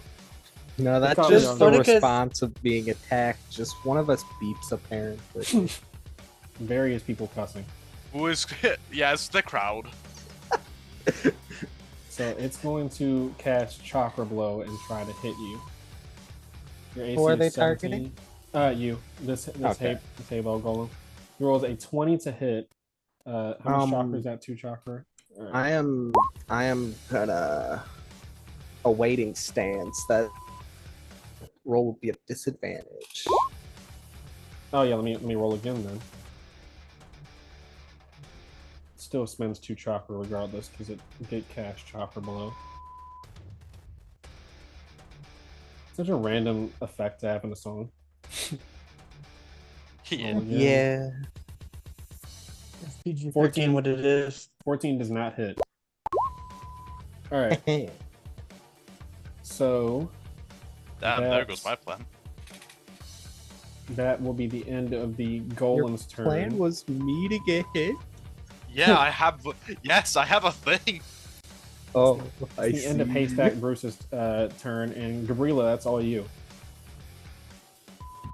Oh, okay. So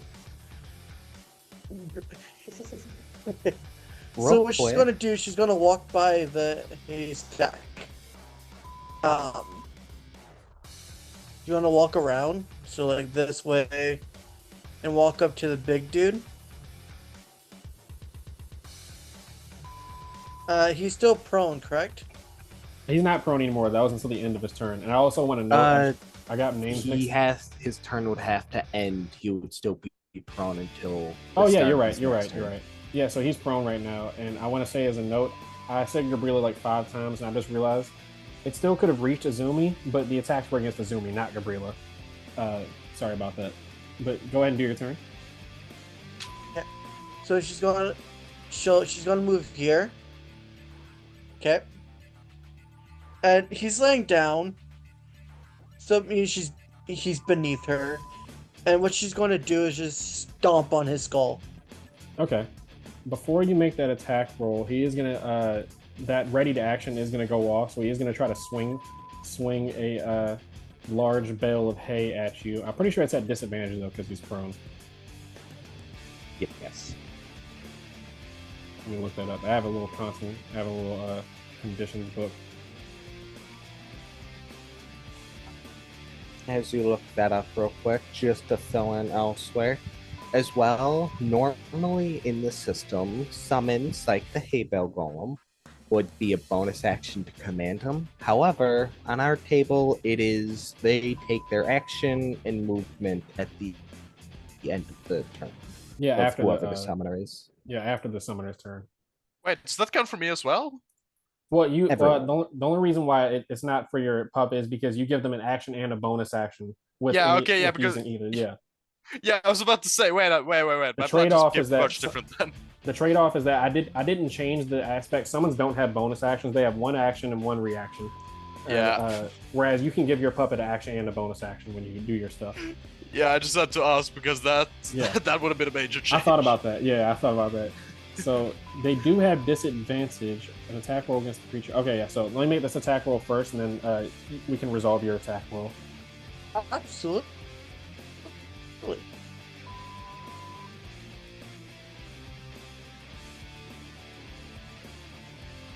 This case stack Bruce's thing. Oh, there we go.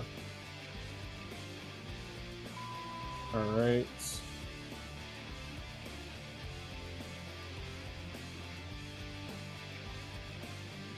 God, the more I think about it, the more I just think that was a bad choice Oh, I for. should also announce my current stance is rabbit. Show. He misses with the disadvantage. Oh, And yeah, that you go ahead and do your thing. Wait. So that's an unarmed strike. Why am I looking there? Are you just taking an attack The action? unarmed strike.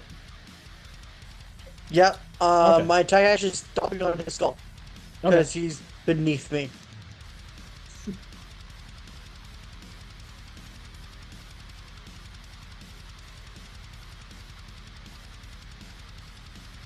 But keep in mind I'm in my rapid stance, Mm-hmm.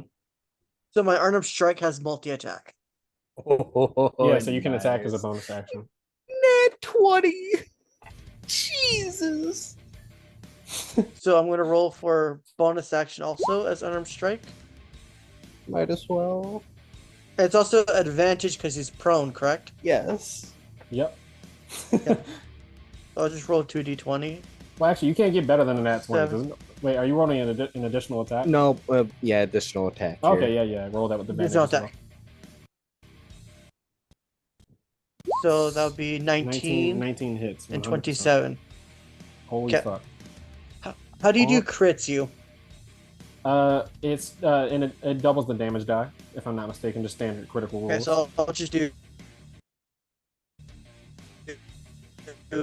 3d6. I'll just do the total.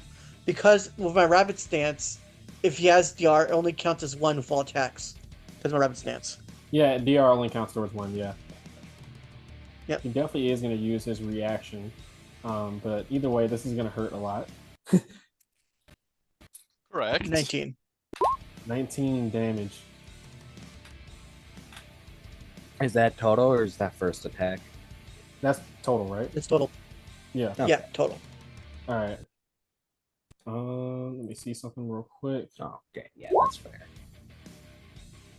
He's gonna spend some chakra to make a reaction to just try to reduce this. You can clearly see he's not like a ninja or anything. These aren't like just jutsu. And in fact, I'm about to describe his quote-unquote jutsu that he uses. All right, so make sure I get this right.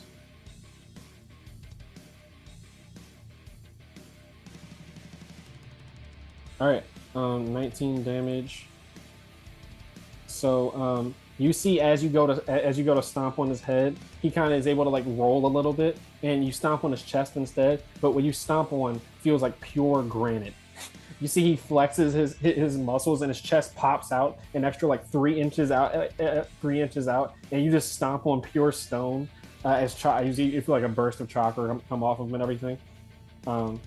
So he still is hurt, but you can really see he reduced the damage by a little bit.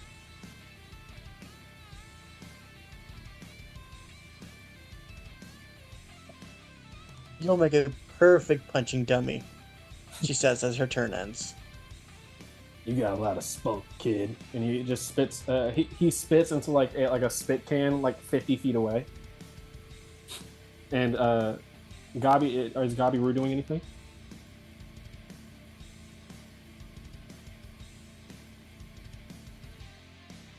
Oh yeah, I forgot about Garu.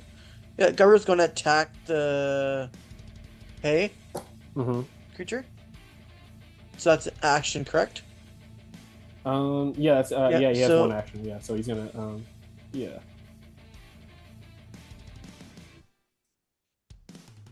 So it can't take poison damage, but you can still do damage to it.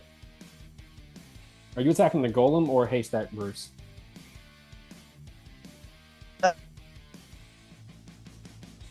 Haystack Bruce, sorry. Yeah, so he's going to go around. I'm going to jump Haystack Bruce. I'll leave these two handle the golem. So 1d20 plus 8. 17. 17. That indeed hits. Especially with advantage. Roll to see if you get a nat 20. Oh, okay. Yeah. I forgot about advantage. Mm-hmm. No. All right. Yeah, go ahead and roll damage. And is it 1d8 plus something? I'm just checking. It's just Should say on his thing. 1d8 plus 2. Yeah. Yeah, 1d8 plus 2.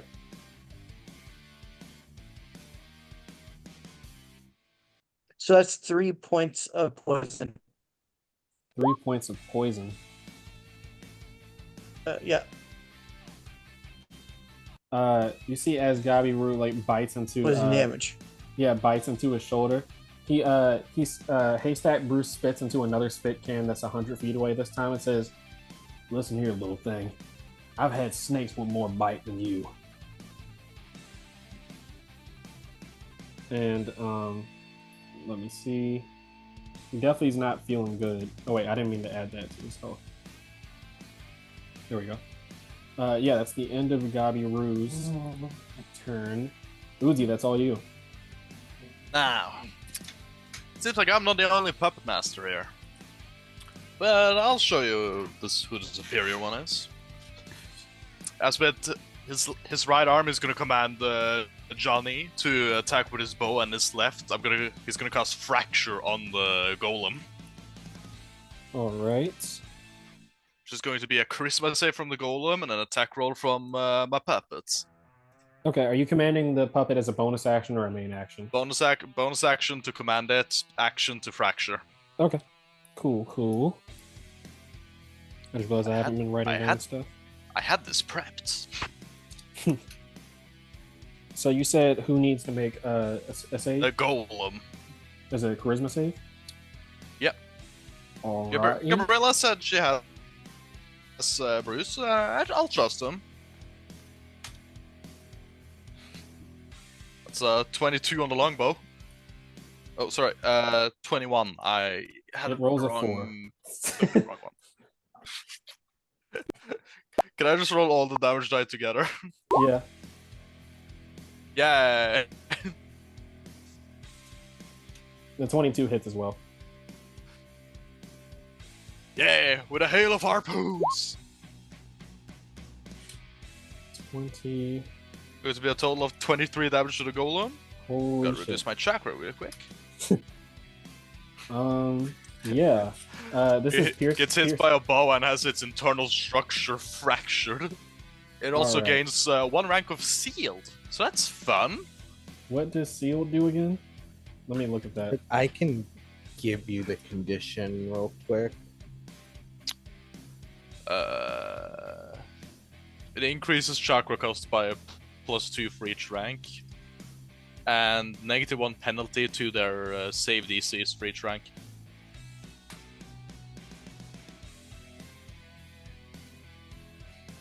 Sorry, so if that golem uses jutsus, then I've done very well.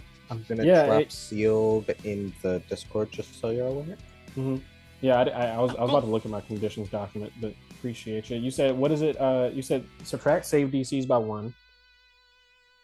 And they increase their chakra cost by +2. And then if it's a concentration, those are also given an extra +2. Okay. +2. Simple as that. That's my turn. One rank is sealed.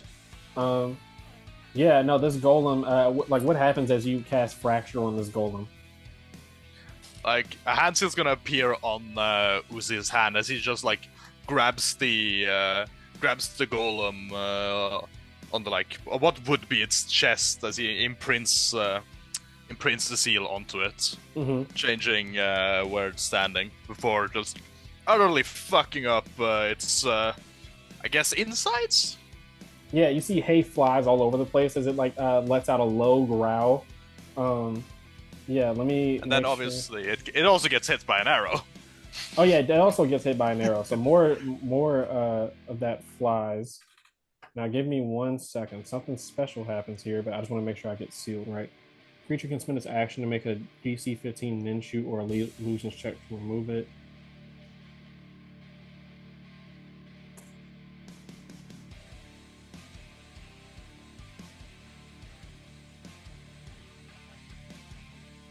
Just remembered that it would still... No, never mind.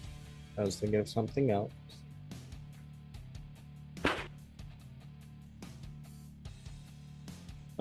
Sorry, I was responding to a text. All good. Let me see.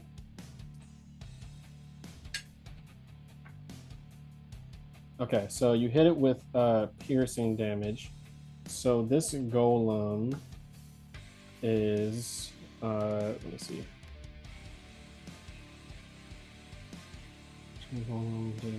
Okay, all right, cool.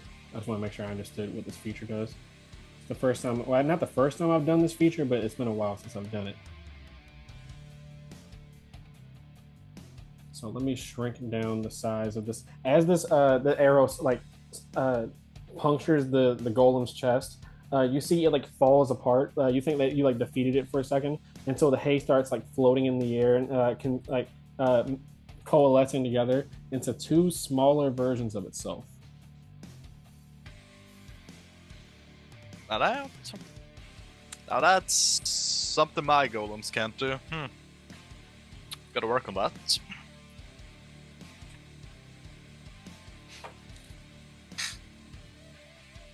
That's my turn. Cool. I just have to adjust their hit points because it's split evenly among them. Yeah.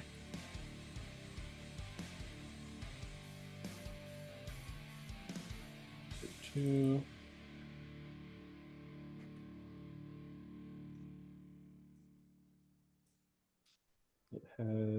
It would have, yeah, it only has one chakra point. So it literally can't cast Chakra Blow ever again because it's sealed. That's pretty funny. Oh, it's sealing technique. I'm just gonna let me add +2 to this. All right, cool. Its AC is gonna be a little bit hard to.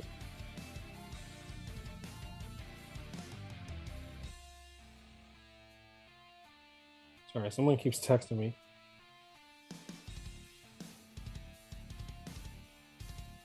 How dare you have a life outside of D&D?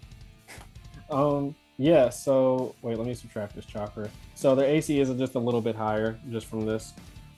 They're getting smaller, and that is the end of Uzi's turn. Top of round 2. Azumi, that's all you. Alright, yeah. Izumi is gonna run up to here, and as it is far more beneficial for her to attack the downed guy, she's gonna attack the downed guy. Oh my god. What?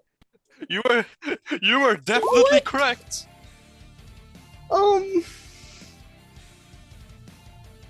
That's never happened before. I've never consecutively 2 nat 20s wrote. is crazy. Oh, this is gonna be You crazy. described to me how you anime style. Wait, roll damage first, but because I want to see if this even if he can even survive this. Yeah. Is that two separate attack rolls or just one? No, that's one attack roll. Okay, but this is a main attack roll. Thank fuck. Hang on, it might not be saying that. Hang 46 plus whatever, right?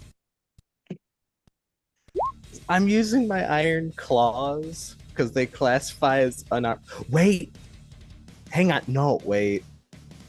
Does it? Hang I on think a that minute. might change. I think Necrotic Fist might change your unarmed damage. To No, yeah, it 2d6. changes it. Hang on. So yeah, would be it changed. Let me read. Yeah, 46 plus 3. So Ikuru is going to be both disappointed and very impressed. So because that goes with that. Oh, wait a minute. Oh, so hang on. So it goes. So here's the thing, right? My Iron Claw has lethal 2. What that means is when I crit or get a surprise, it increases the damage die. But because it's already the crit, it turns it from what would be 46 to 66. Just go ahead and roll. Go ahead and roll. Yeah, so 11 plus 20. Oh my god. 11 plus 20. So that's 31 damage. Jesus Christ! I thought I did pretty well. You described to me how I have to. I'm not even mad at the level of damage. I just have to look that up after the session to make sure that's legit and it doesn't just change the properties of the things to 2d6. But for now, we'll keep it for lethal. Yeah. So you described to me how you what's called execute this attack. Yeah. So, as stated before,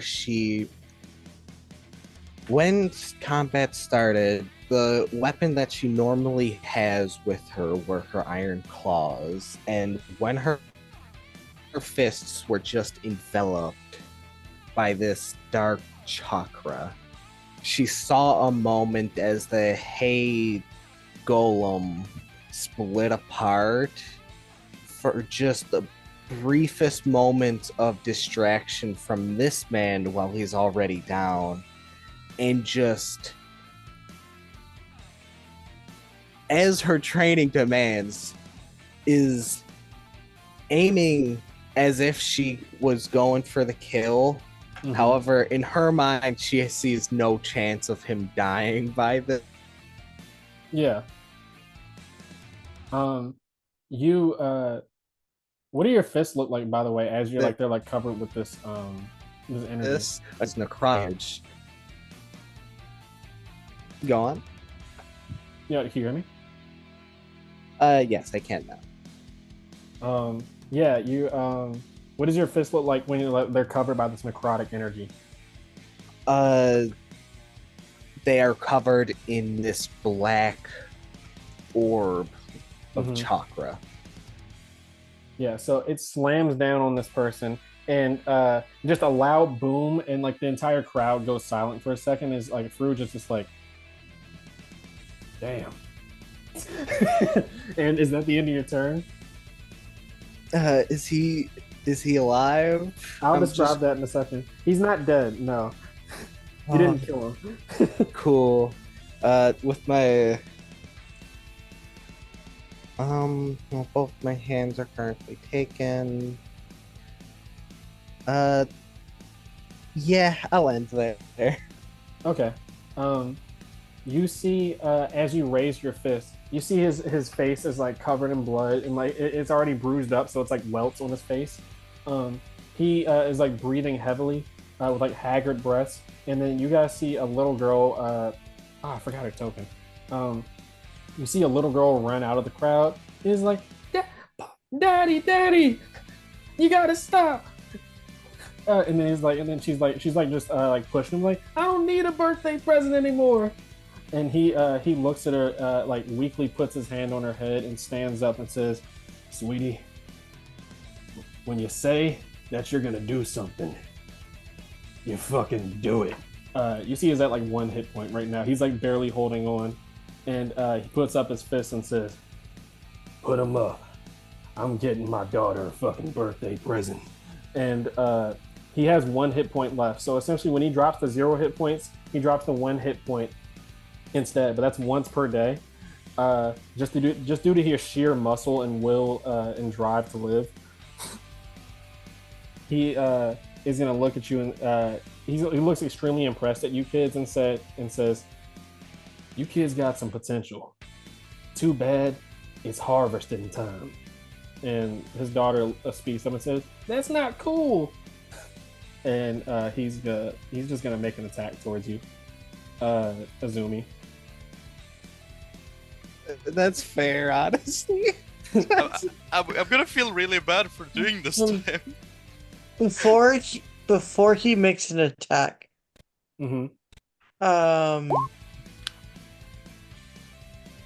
Marbrilla is going to say forfeit before it's too late. He looks at you and then looks at his daughter and then looks back at you and says, "You're gonna have to make me go out on my shield then."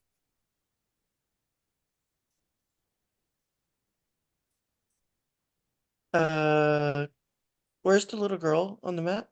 Or is She would just be in the crowd right now. Haystack Bruce would have like shoot her to go in the crowd. Grab the crowd, I mean.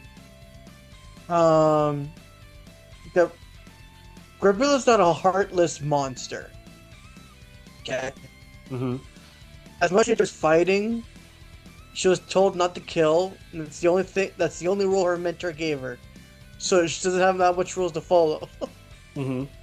So she's going to take out 50 Ryu from her own pocket and say, "Go buy her something," and just surrender.